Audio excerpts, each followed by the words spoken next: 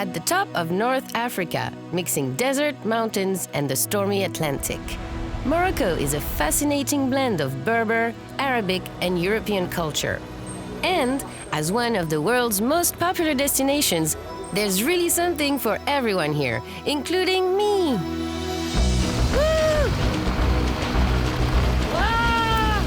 I'm hitching around the whole of Morocco along its ancient trade routes. Thank you, guys! And I'm doing it by truck. Woo! I'm on my way to Marrakesh! Go!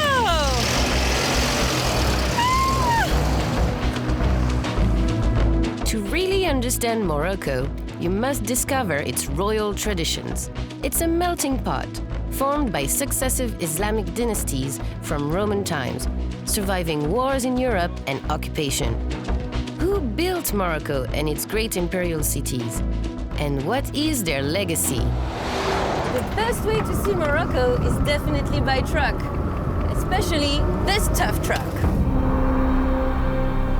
Starting in southern Morocco, my trip begins in the Imperial city of Marrakesh.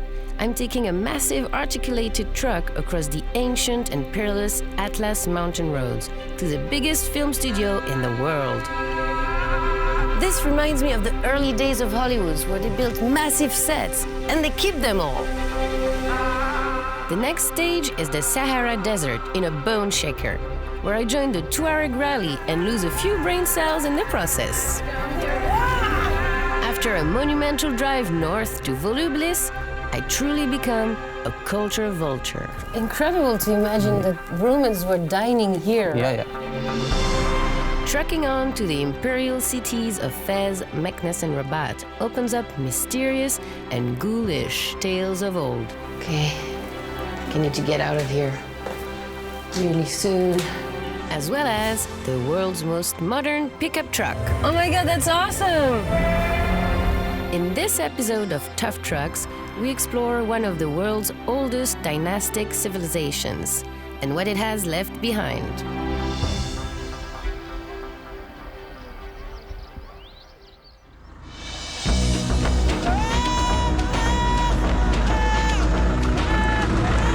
My trip begins at a campsite just outside Marrakesh.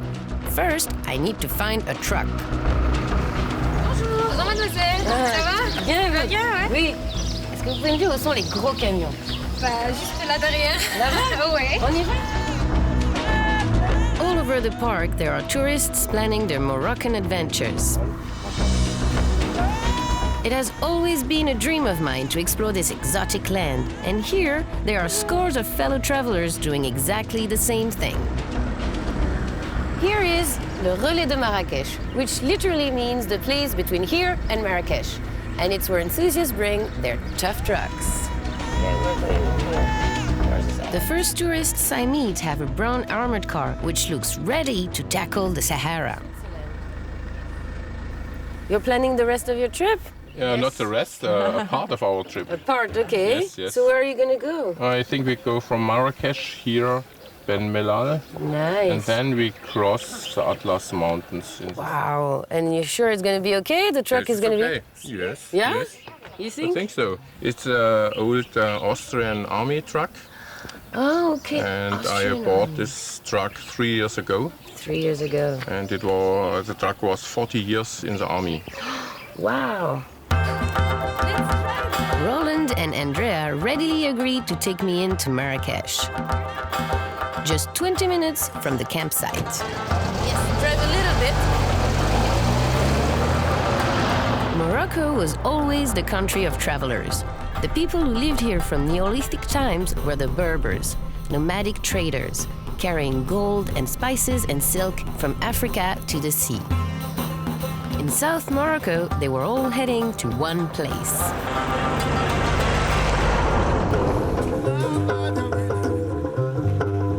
Marrakesh is the tourist center of Morocco, hot and rammed with people.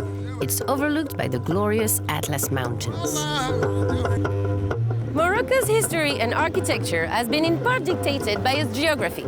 As the gateway to Europe from North Africa, it has always been the route for goods traveling from the Sahara Desert over the Atlas Mountains and to the seaport on the Atlantic and Mediterranean coast.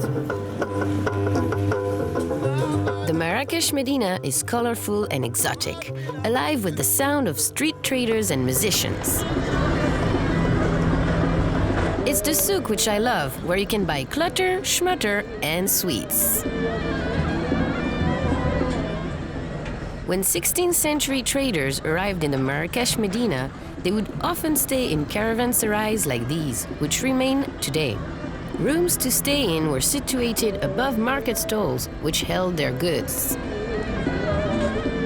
Oh, I love henna. It's so pretty. I can't resist a henna tattoo. The indigenous Berber tribes believe that the henna enhances beauty and brings good luck. How long does it stay on? 3 weeks. 3 weeks. Perfect. That's gonna be very good. Make everyone jealous when they come back from Morocco.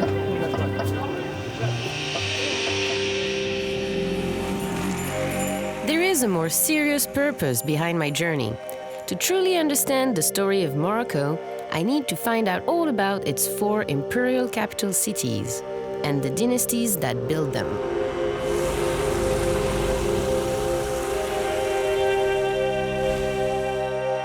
Marrakesh was formed by a Berber tribe known as the Almoravids, who built the Menara Pavilion in 1150. It is resplendent among the olive groves and with the Atlas Mountains framing its edges.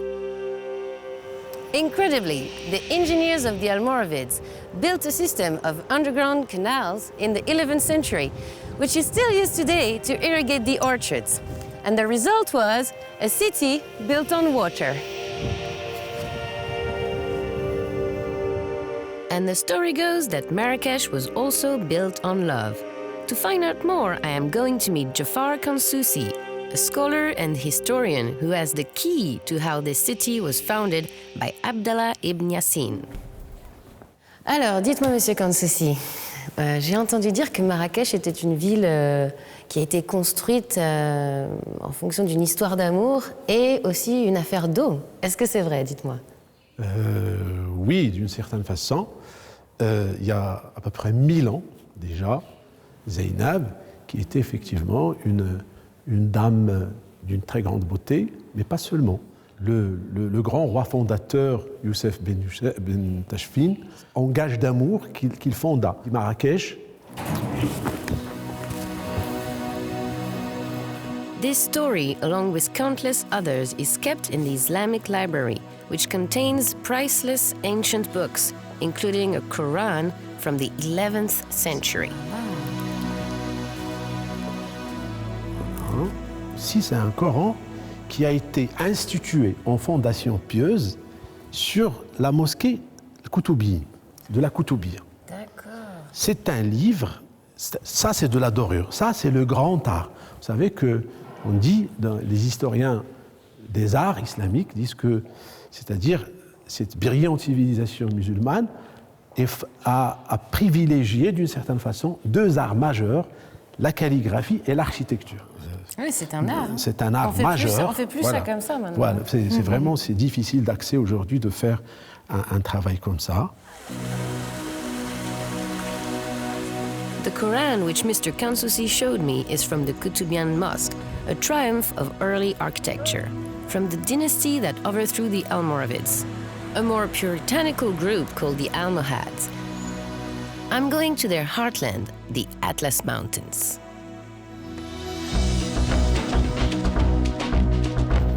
I've arranged to meet with Nabil, who's going to take me in the biggest truck I've ever seen.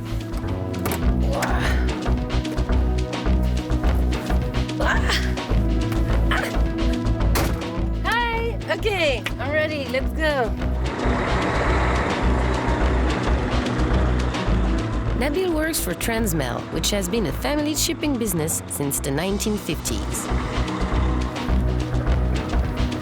He travels along the same trade routes used by caravans in ancient Berber times, from Agadir in the south to Tangier in the north.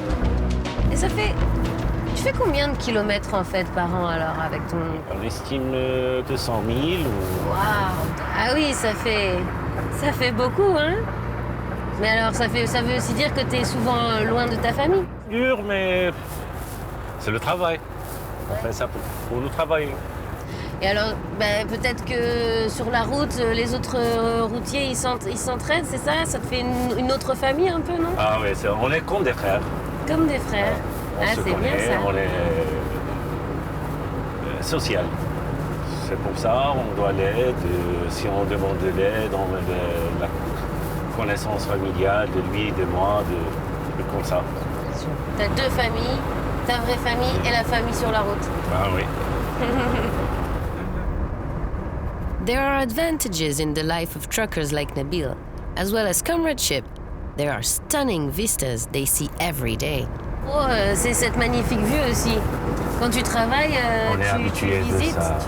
Je disais qu'on est fait pour la route, on est fait pour ça. On est habitué de la nature, c'est là. On ne peut pas travailler à l'intérieur d'un bureau pour moi. Exactement. Today, Nabil is traveling from Marrakesh to Ouarzazate, an 8-hour journey across one of the most dangerous roads in the Atlas Mountains. Bon, par contre, j'ai quand même entendu dire qu'il y avait des routes assez dangereuses là dans l'Atlas. Ah oui, c'est pour la route de Tishka. C'est la plus dure route qui existe ici au Maroc. Il faisait des grands virages. Des grands virages voilà. Qui étaient assez terrifiantes quand même, non? Elle est accessible. Elle est accessible. Oui, voilà. Mais tu me promets, t'es un bon conducteur, hein? L'espérance, c'est toi qui dois voir. Ok, je vais juger. Non, je suis sûre qu'on arrivera à Ouarzazate. Mouchi-mouchki. Mouchi-mouchki.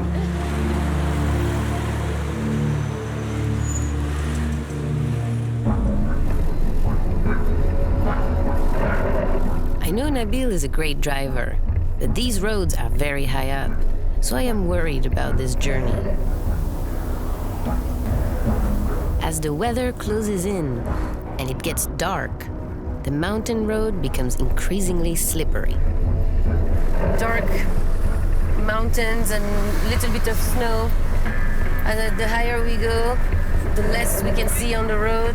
There's fog as well. And the way up was already super scary, so I can't imagine what it's going to be like to go down. And it's starting just now, so I'm just going to hang on to my seatbelt for now.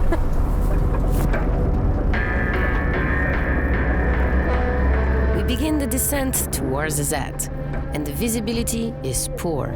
We are still in the clouds. Every time we overtake, I have to breathe in. It's pretty narrow. The trucks coming up are going really fast, but we're going really slow because going down is more dangerous. And then we can't see very far. It's still very scary.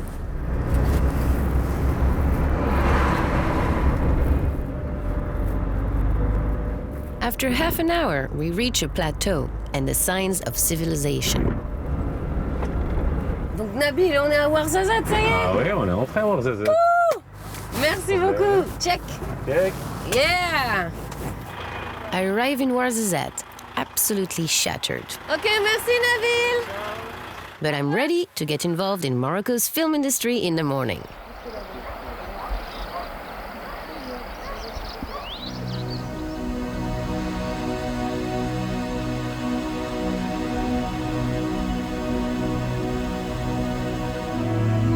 This castle is on the edge of the desert and is overlooked by the Atlas Mountains.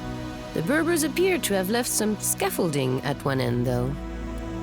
This may seem like Morocco, but it isn't. It's 12th century Jerusalem, the set of Ridley Scott's 2005 movie, A Kingdom of Heaven, a place I always knew I'll end up. Whoa. Ouarzazate is the place for movies set in the Middle East.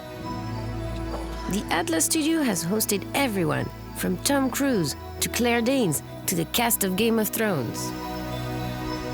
Martin Scorsese shot The Last Temptation of Christ and Kundun here.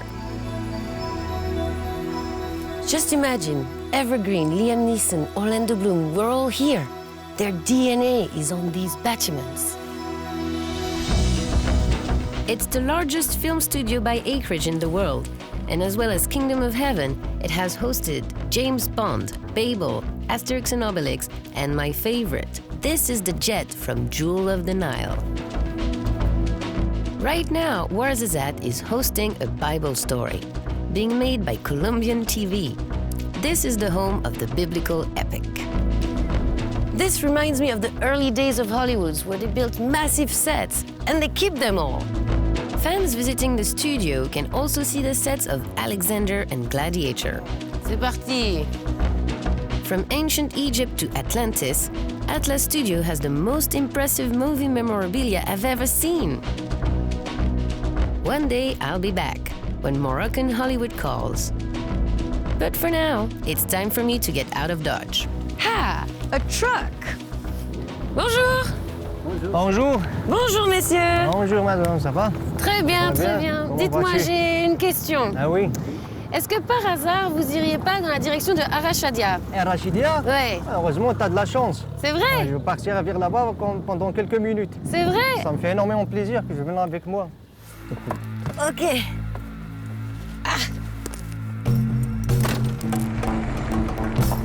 This truck delivers mineral water to the studio. The water truck is headed along the highway between the Atlas Mountains and the Sahara, a well-worn trade route for trucks. From Ouarzazate, my water truck is going 132 kilometers to the Berber heartland of the Dades Gorge. The Berbers have lived here for 4,000 years, alongside the Dra River. The valley is fertile and lined with almond and birch trees among the ruins of ancient castles. These red castles are made from tightly packed mud. Believe me, they are solid. From Ouarzazate to the Dra Valley, Berbers built here many castles, which is why this place is called the Road of 1,000 Kasbahs. Among the first castles here was built by a Jewish tribe who had been expelled from Spain during the Inquisition. But it's not just famous for its castles. It's so green here that it's perfect for growing roses. The valley has become famous for its eau de rose perfume. So if you're wearing it, it's more than likely coming from here.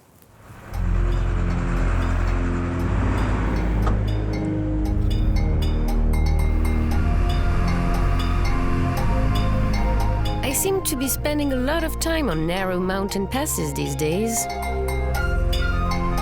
Its walls rise to 1,600 feet carved out by the Dra River over millions of years. It's hard work for an old water truck.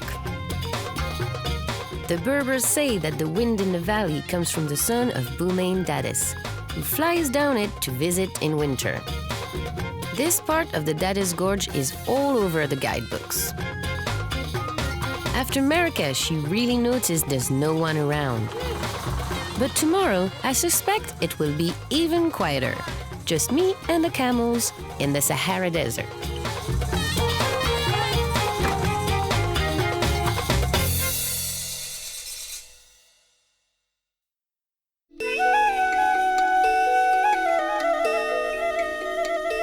This is Merzouga, an ancient Berber settlement beside the sand dunes of Erg Chebi.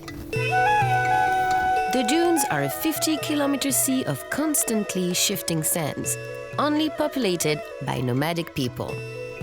The difference between urban areas in Morocco and places like Merzouga is that here, people are still living a very simple way of life. Vous vendez du lait de chameau, c'est ça? Vous le faites ici?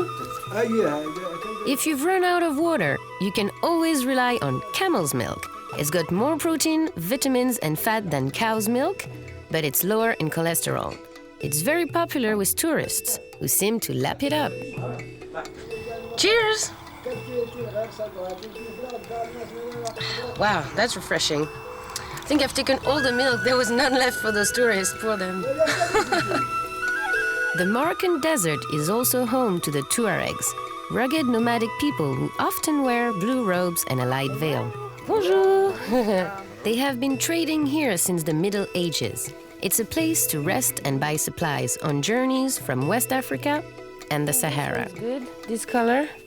Nowadays, you can buy a Tuareg scarf to protect yourself from the sun and the wind. The remains of their ancient irrigation system are still there for all to see. This system is from 11th century. Yeah. But now no more water. Example, 40 years, 34, no water here. So now here water go down. it's the same system, but no water here. Déjà. Right. Yeah. Okay. That's great. Good. Yeah. Shukran. Merci. Thank you so much. Yeah. Now I look like a Berber. Yes. Since Neolithic times, people have lived like this. The camels belonging to the local villagers graze in the morning sun, and it's very, very quiet.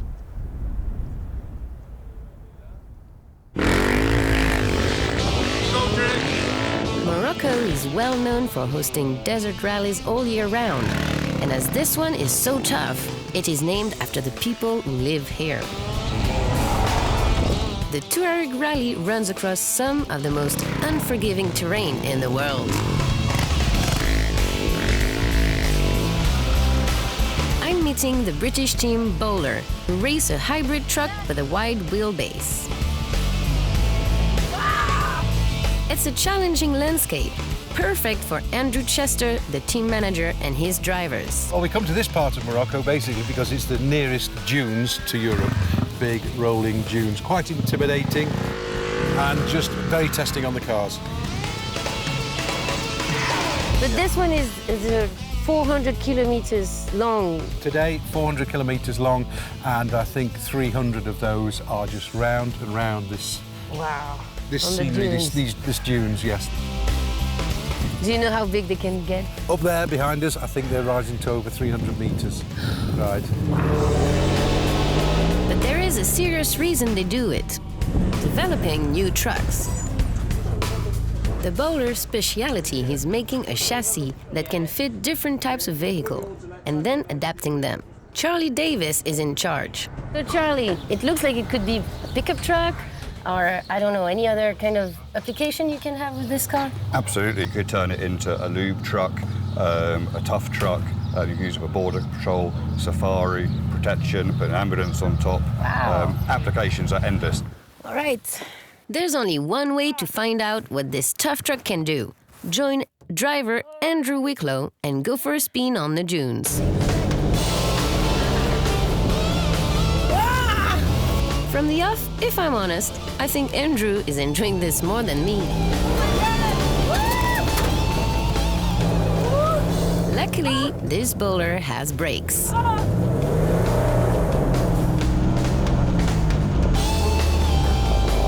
At least we haven't driven through Berber encampment.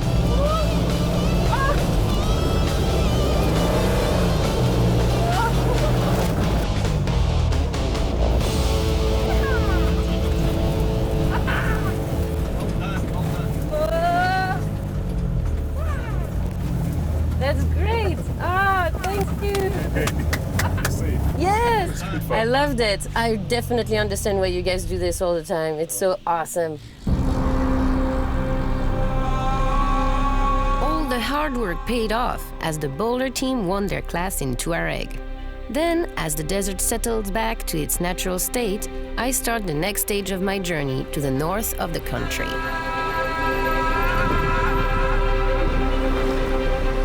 Hitchhiking can be frustrating.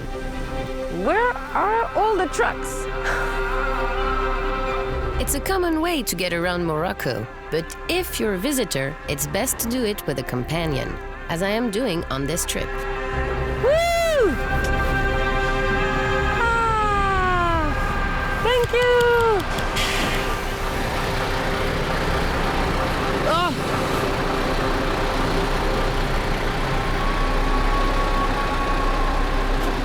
Bonjour! Bonjour! Bonjour, ça va bien? Oui, vous avez un super camion.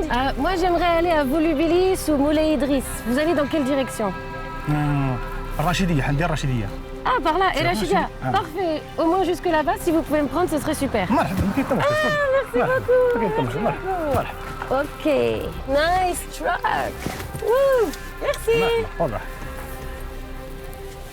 Mohamed. Okay. Mohamed's truck is heading 70 kilometers north to El Rashidia, where he collects and delivers iron ore from the mines. Judging by the dice on his dashboard, Mohamed and I will get on very well. يونسوني نجمع معاهم أصدقاء هنا I don't know. I don't understand. Even though neither of us can understand each other, we hit it off straight away. You like this? You like? You like? It's good, huh? I'm like Berber.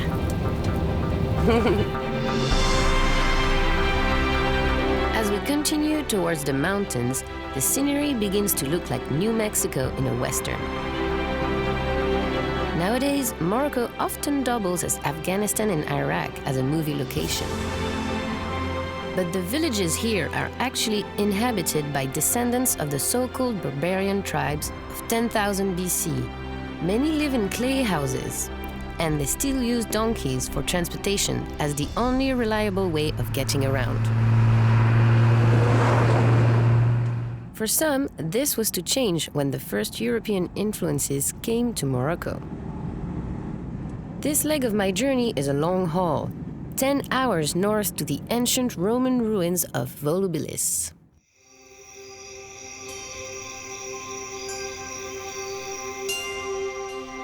In 40 BC, the Berber king Juba II married Anthony and Cleopatra's daughter, in a pact which saw Volubilis established as a Roman and Berber settlement.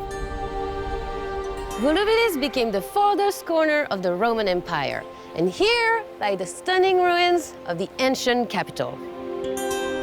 The site of Volubilis was gradually uncovered between the 1880s and the 1960s. Since then, it has been painstakingly restored by professional archaeologists. Aren't those surgical instruments? Dentists Oh, for the dentist, right? The site was buried under a hill and forgotten for centuries, and restoring it is a slow process. Wow, that must take forever. Yes. Dr. Omar Bouka and his small team strengthened the tiles with mortar every day. When you started the renovation of this, or the restoration of this mosaic, how bad was it? It was really bad. It was full with microorganics. Plants, yes, and things, yeah. right? The first step we have done is to clean up all the microorganics, and then we started filling up all the cracks and the joints to maintain the mosaic from collapsing. Do you know what this room was for, actually? It's a living room, yeah. It's where we receive the guests. That's incredible to imagine that Romans were dining here. Yeah. Volubilis was a prosperous, vibrant, and wealthy town with beautiful houses, a temple, and they even had their own Arc de Triomphe. The main street was here, Decumanus Maximus. Wow, this would have been the place to be seen, perambulating and browsing. High society in ancient times enjoying the same things many of us go for today, shopping to the Maximus. Volubilis remained a cosmopolitan city under Juba and Cleopatra, occupied by the Romans, Berbers, and Christians. As the sun set on the Roman Empire, Volubilis went into decline. But the most important era in Morocco's history was about to happen 3 kilometers along the road at the hilltop town of Moulay Idriss.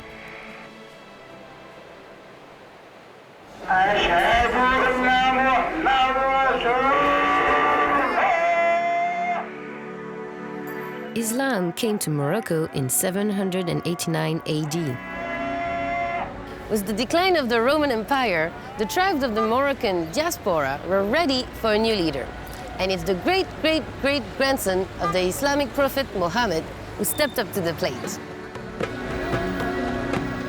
300 years before the Almoravids of Marrakesh, Moulay Idris built the first Islamic settlement among the Berbers. He was on the run from his rivals in Iraq, who believed the descendants of Muhammad's father-in-law were the rightful successors to the Prophet. His arrival triggered a wave of Arab immigration. Moulay Idris impressed his new Berber host, and he married the daughter of a local chief. They built a new settlement just 3 kilometers from Volubilis, one of the wonders of the world, Moulay Idris. Very fast, the Arabian Idrisic dynasty expanded, capturing neighboring Tlemcen in Algeria. But that didn't go down well with the local Sunni tribal leader. So Idris I was poisoned for his efforts by contract killers from the Abbasid Caliph, Harun al-Rashid. Wow, the very first Sultan of Morocco is buried here, in this beautiful building behind me. The people of Moulay Idris must feel very proud and connected to him.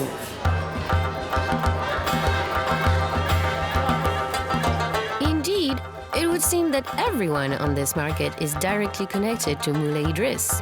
Bonjour, monsieur. Bonjour, ça va bien? Ça va? Dites-moi, vous faites des tagines? Even the tagine dates back to the time of the early Muslim conquests and the first Imperial dynasty, becoming the national dish.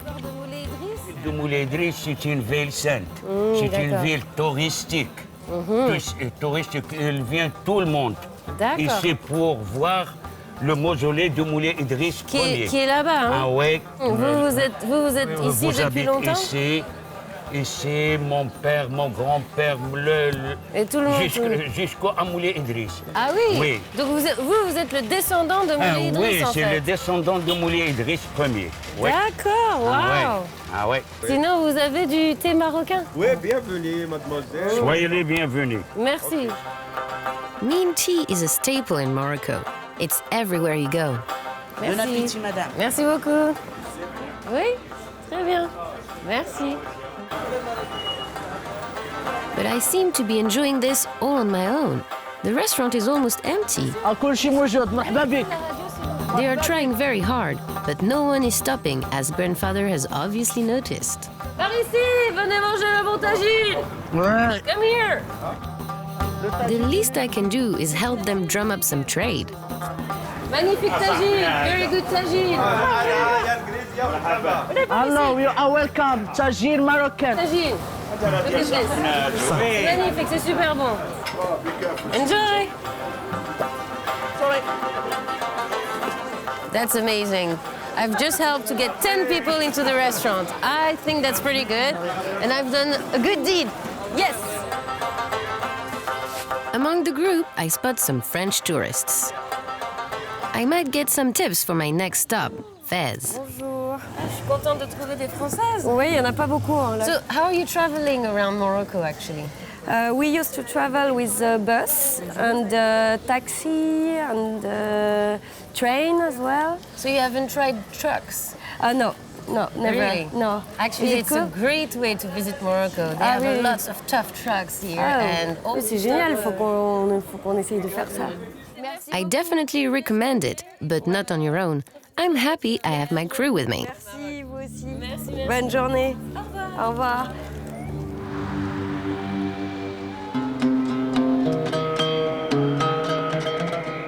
It's time for me to set off on the next leg of my trip.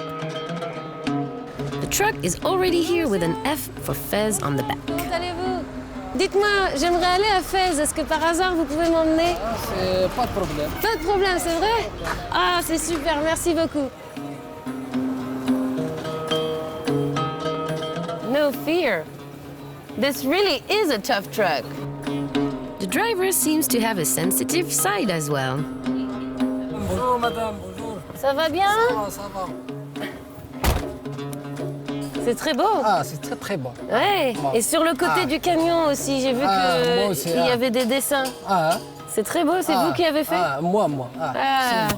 C'est très très bien. C'est moi qui ai décoré ça. C'est très joli. Moi, j'aime beaucoup. D'accord.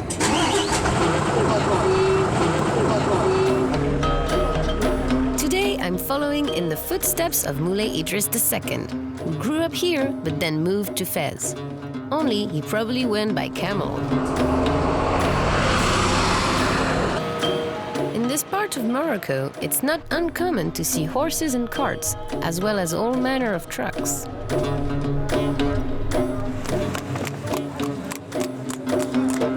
I continue for 2 hours along the N4 towards Fez, where in 808 AD, the young Moulay carried on his father's work and founded the first imperial city in Morocco.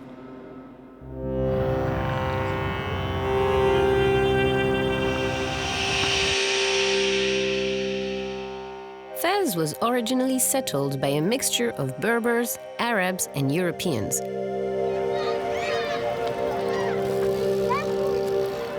The Fez Medina is the same layout as it was more than 800 years ago. It's teeming with craft stalls and traders ferrying their goods about on carts or using donkeys.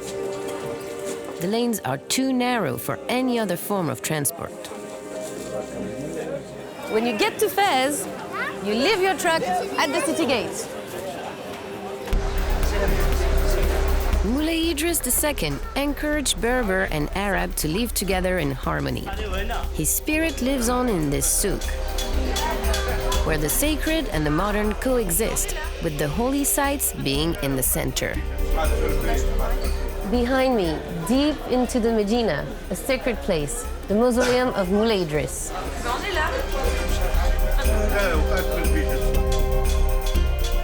Being on the ancient caravan routes bringing goods to the city, Fez continued to prosper. Today, it is the largest Medina and souk in the world. Oh, escargot. I'm supposed to like snails. I am French.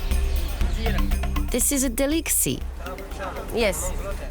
Merci beaucoup. But today, I'm feeling delicate. Voilà, 22 ou 23 épices.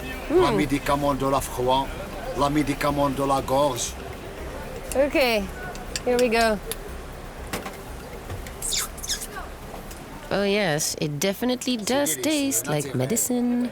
Merci, shukran, shukran. Merci beaucoup. Merci. The souk is divided into zones. So you have Al-Najrin, the joiner's quarter, and Al-Sefarin, the coppersmith's quarter. They're making copper pots. You can either buy or rent copper pots here. Some are said to be big enough to cook a 40 chicken tagine. Il faut faire ça toute la journée sans avoir mal aux oreilles. I'm not sure if Hamid can hear me. Hamid has been making copper pots in Sefarin Square since he was 8. So you've been doing this for 47 years. Wow. Super, parfait. I have to buy one. Eh, mon pot, eh. An 8 chicken copper tagine pot, a souvenir of a great artisan in Morocco. Merci beaucoup. Here's my copper pot. Takes 3 to 4 days to make one of these. And Hamid says it's not the banging that's bothering him, but the sound of ticking clocks. The most famous area in the souk is the tanning district. Pelts are made into leather goods and fabric is dyed in vast vats. The pelts go through the dyeing process and then they're hung out to dry just above the Medina.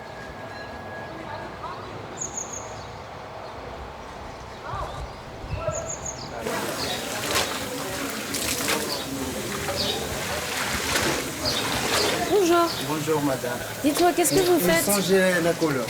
Ah, vous changez... Ah, vous... Black. Je le fais? Ok. Ok. There are scores of artisans working in the souk. This family has been here for 60 years. Votre père? Oui. Father? C'est le patron. C'est le patron, le patron. I think I've become an expert at dyeing clothes. Look at that. Yeah. To get the overview of the Fez souk in Medina, from a former royal riad overlooking Fez, I'm meeting the man who literally wrote the book on the Imperial Cities, Professor Mohamed Metalsi. La vue est splendide. de ce quartier-là, avec la mosquée des Andalous qu'on voit ici, là, avec le minaret blanc. La mosquée université la plus ancienne, Bibliothèque parmi les universitaire. plus anciennes au monde. C'est là-bas. C'est la mosquée Université Karaouim, qui a eu beaucoup d'importance vers le XIIe siècle, à l'époque Almohad et aussi à l'époque mérinide. D'accord. Beaucoup de savants andalous sont passés par là. The ancient Koutoubian Library recently reopened, giving historians like Professor Metalsi a chance to study the ancient tomes, like the Koran I saw in Marrakesh, offering new insight into the Imperial Cities. Est-ce que vous pensez qu'en fait, à travers l'histoire des cités impériales, on peut raconter l'histoire du Maroc? La grande histoire, comme on l'appelle, l'histoire avec un grand H, c'est faite en général dans les villes. La ville au Maroc, la ville islamique surtout, était le centre de la loi musulmane. Et oui. C'est le centre de la foi. Et c'était la résidence du roi. Donc, pouvoir, économie, culture, religion, ça se trouvait surtout l'histoire de ces empires, de leur capitale. On peut comprendre une très grande partie de l'histoire du Maroc, mais avec des précisions. The Imperial Cities always depended for survival on the ancient trade routes connecting North Africa to Europe, avoiding conflicts where possible. I'm following the same routes on my truck journey. From the days of the early Muslim tribes, the Almoravids, the Almohads, and the Wattasids moved the capital in turn from Fez to Marrakesh and back to Meknes, which is where I am heading next, 30 miles to the third imperial city, Meknes. It was the Alawite dynasty, which was to become the modern royal family of Morocco, who made Meknes capital in 1672. Their leader was Moulay Ismail ibn Sharif, who, as a governor and then sultan, transformed Meknes, building 25 kilometers of walls. This is the main gate to the city of Meknes, Bab al-Mansour, which Moulay Ismail built using pillars from Volubilis. Moulay Ismail was the warrior king, defending Morocco from the Turks and the Spanish, and conquering the port of Tangier from the British. Ismail invested in new buildings, the likes of which had never been seen before, a legacy which remains to this day. Up here on the roof, you can really see the scale of this palace. You can see why Moulay Ismail was credited as building modern Morocco. Further along the city wall is another stunning fortified gate. This is Bab al-Khamis, which reflects the scale of Moulay Ismail's projects. It has a poetic inscription. I am the fortunate gate, comparable in my glory to the full moon in the sky. The inscription also says, I am the gate that is open to all peoples, whether from the west or the east.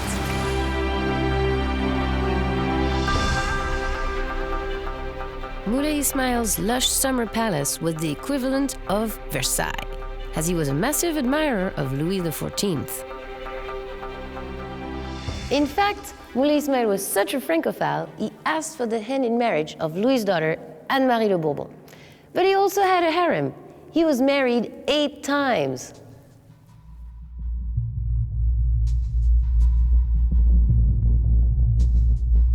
Moulay Ismail is said to have enslaved many of his Spanish captives and converted them to Islam. The men were forced to join his personal army of 150,000 African slaves known as the Black Army, feared among his enemies, while the most beautiful women were chosen to join his concubines, with whom he reputedly fathered 525 sons and 342 daughters. To fund his lavish lifestyle, Moulay Ismail employed the Barbary pirates to attack and plunder Spanish galleons full of treasure. Most impressive among Ismail's projects was the royal stables in Meknes, which housed 12,000 of his horses. The stables were kept cool using water fed through from the reservoir Ismail built next door to what must be the biggest grain store the world has ever seen, with enough feed to last 20 years. The stables used to be 5 times bigger until the 17th century, when a fire obliterated the roof. In 1755, after an earthquake destroyed much of Meknes, the royal Alawite family moved to Rabat, which is where I am heading next, in a coriander truck. Are you going towards Rabat? Really? Oh, do you think I can come with you? Ah, merci, thank you. All right.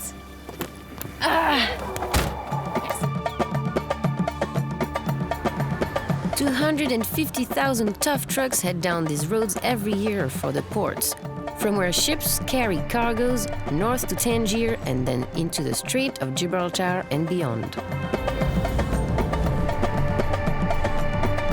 Heading towards the sea, we're approaching what were safer trade routes for the Alawites, with all the battles happening in the middle of the country. The tradition of ferrying goods north via the coast road continues today. This is Morocco's capital city, Rabat, a glorious mixture of the ancient and the new, built on 2 sides of the river Tuareg, where it meets the Atlantic. Rabat took its name from the Ribat, or monastery, built on the cliffs by Berbers, waging a holy war against Spain, the Moors against the Christians. Its most iconic landmark is the Hassan Tower, which Almohad Sultan Abu al-Mansur commissioned. In the 12th century, the Hassan Tower was supposed to be the minaret of the largest mosque in the world, but construction ended when the Caliph died. It was intended to be 86 meters tall, but it stopped at 44. I've seen pictures of this, but in reality, it's much more beautiful. He also built the Udaya ramparts for his battles against the Spanish. It looks like it has grown out of the ocean, the walls and ramparts updated over centuries. As well as architecture, Al-Mansur encouraged science and trade. A tradition which is continuing here at the Tamaiz factory on the outskirts of Rabat. They are developing a green solution to all that pollution caused on the roads, called the Aslan. Bonjour. Hisham Abad is the chief designer on the world's first electric truck. So this is kind of your baby, huh? Oui, c'est un petit peu mon bébé, oui. Don't worry, don't be nervous. I'm not going to do anything to it. Attention, c'est pour ça que je suis là. That's why you're here, exactly. You're just going to make sure I don't break it. Que tout va bien. How many hours or minutes can we drive with it? C'est plutôt en kilomètres. À vide, sans charge, on peut aller même jusqu'à 200 km d'autonomie. Oh, that's not bad. C'est pour ça que vous avez vu beaucoup de batteries sur les sièges et en arrière. Urbain ou en autoroute, mais généralement, on va être dans les 100, on va dire 100 km. Une autonomie de 100 km en utilisation. If you step on it, it's not going to last long. Exactly. Then I wouldn't last long, because I like to step on it. On va voir. That it's the first 100% electrical pickup in the world. À notre connaissance, quand on a fait le benchmarking un peu de ce qu'il y a, c'est le premier pick-up 100% électrique. Wow. The Aslan is the prototype, so we can't drive it outside the factory. Oh. Amusant. Wow. Wow. Oh my God, that's awesome. It takes 7 hours to recharge, and we'll be able to carry 800 kilos of cargo 180 kilometers before needing a boost. C'est super! This truck is great! Ugh. I'm only the 3rd person in the world to drive this van. Non, mais ça va. I think I'm a good driver. When the Aslan goes on the market, it is expected to cost 29,000 euros, mainly in the European market. So since it's a prototype, it's a bit more difficult to maneuver. But Not too bad. It's 100% Moroccan, computer-controlled, and with 0 emissions. Stop. Wow! Oh my God, that was so cool! This is definitely one of my favorite tough trucks. Thank you so much. Merci beaucoup. C'était super. Merci, merci. Today, Rabat is a fabulous mix between the modern and the traditional. A bustling city with ancient buildings and monuments. Over the last 100 years, Morocco has seen dramatic changes. After a severe recession, the country was divided in what was called partition and occupied by the French, whose influence is still here today. From 1912 until 1956, Morocco was a French protectorate. This area called Egdal was 100% French, hence the Art Deco. This 40-year period was the only time in 1300 years that Morocco hasn't been run by a sultan. But after King Mohammed V returned from exile, he created the Morocco we know today. Mohammed V's sarcophagus is in there, protected by 8 guards. It's a very revered place. Mohammed V's successor, Hassan II, is also buried here. His rule was as turbulent as many of his ancient forebears, surviving a coup and ruling as an absolute monarch.